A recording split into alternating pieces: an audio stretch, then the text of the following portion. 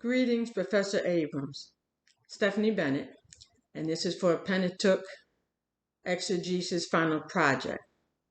Before I begin the exegesis from Exodus 3 through 14, I would like to be able to give a little bit of historical information and set the stage for this dynamic text. I will be exegeting Exodus 3 through 13 through 14, and we're going to start with who wrote Exodus. So Moses is credited with writing the Pentateuch, which includes Exodus. So Moses is the author of Exodus. Exodus was written in Egypt. The word Egypt means bondage. The audience of the book of Exodus was for the Jews, and it was written around the 14th or 15th century and was written in Hebrew. So we know the story of Moses to set the stage before we can exegete the text. The story of Moses is that the Pharaoh had mandated the killing of male children of the Hebrews. Moses' mother saved him by having the daughter put him in a basket. Somebody in the house of Pharaoh took him out. He was raised in the house of Pharaoh. He was educated by the Egyptians. He knew his heritage, though. He knew he was a Hebrew. One day, as he was looking out over the Hebrews, as they worked, he saw a guard who was beating one of the Hebrews, and he intervened. As a result of his intervention, the guard died. People found out that it was Moses who murdered him, and he was exiled into the wilderness.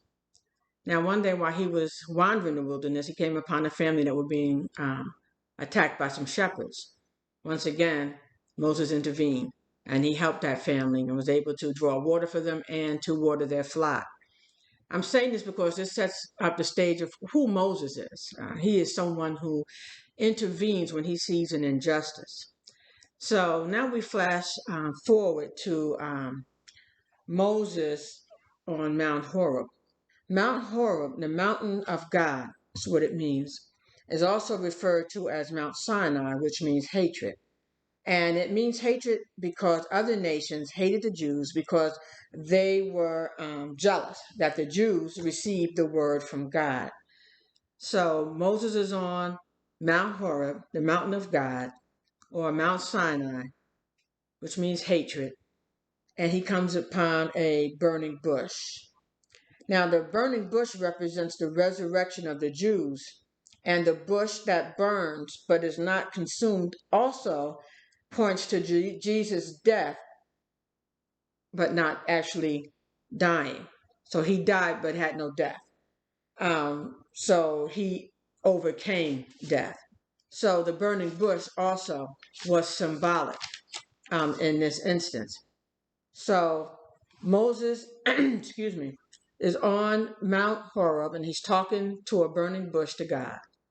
God tells him that he is going to go to Egypt and lead the Jews out of bondage. And of course, we know Moses did everything he could not to have to accept that assignment, but that didn't work. So now we'll get to the text that I'm going to exegete, which is Exodus 3, 13 through 14, when Moses is asking God a final question.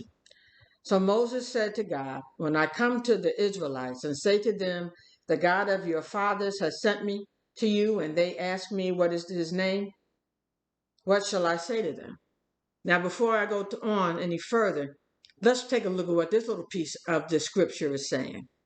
So the fact that he asked the name of the God that's being sent to them can be concluded that there were other gods and that he was going to have to be specific on what God sent him, which tells us that the Hebrews were polytheistic, which makes sense because they were enslaved by the Egyptians and they were polytheistic.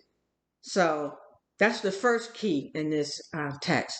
So as we continue, we'll read it again. Moses said to God, when I come to the Israelites and say to them, the God of your fathers has sent me to you, and they ask me, what is his name? What shall I say to them? And God said to Moses, Ehyeh-Asher-Ehyeh. That's thus shall you say to the Israelites, Ehyeh. Now, what's dynamic about the Hebrew language is every name in Hebrew has a meaning. And Hebrew only has 2 tenses versus English, which has 3 tenses. So one of the tenses of Hebrew is the perfect tense, which means a completed action, and they have an imperfect tense, which means an incomplete action, something that has not yet been started. And in the English language, we have the 3 tenses, past, present, and future. They attest to time, where the 2 tenses of the Hebrew language refer to action. So God's name, Ehyeh-Asher-Ehyeh, means I will exist because I will exist. I exist because I exist. I will be who I will be. I am that which exists. And the word Asher is the word in the middle, which usually means like because, who, which. Asher, Ehyeh-Asher-Ehyeh. I will be who I will be. That is what God's name is. And if I stopped my exegesis at that point, I would tell you that the theological meaning of that is letting us know that God is everything. God will be whatever he needs to be in whatever situation. I will be who I will be. Ehyeh-Asher-Ehyeh. But because I dug a little deeper to get some more of the juice out, as you say, Professor Abram, I found out a little bit more about this name. So as I said before, there's 2 tenses in the Hebrew language. The perfect tense, which means complete action, and the imperfect tense, which means incomplete action. Now, when I looked up the words incomplete, it means pending or not finished or not dealt with completely. And what is interesting about the phrase, the perfect tense and the imperfect tense, I just asked a question. What is complete yet not complete? And when I looked that up, something that is complete yet not finished is something that is eternal. So God's name is telling you that he is eternal. I am eternal. Ehyeh-Asher-Ehyeh. Also, the Hebrews believe the interpretation of his name goes it's actually also tells you the meaning of it when he says, I will be who I will be. My actions will determine my nature. So by what he does, we will know who he is. And who he is he's eternal. And if he is eternal, if he has no beginning and no end, then we are eternal. We have no beginning and no end. And in the book of Thomas, Jesus told his apostles this. The apostles asked him, how are we going to end? How is this thing going to end? And he said, why would you ask something about ending when you don't know where it began? He said, when you figure that out, you will never taste death. So if you think about it, anything that has a beginning has to have an end, and an end has to have a beginning. So it never stops. The cycle continues. You will never taste death. We are eternal. So that's what I believe the theological meaning of this text was, found in the name of God. You will know me by my actions, and you will find that I'm eternal.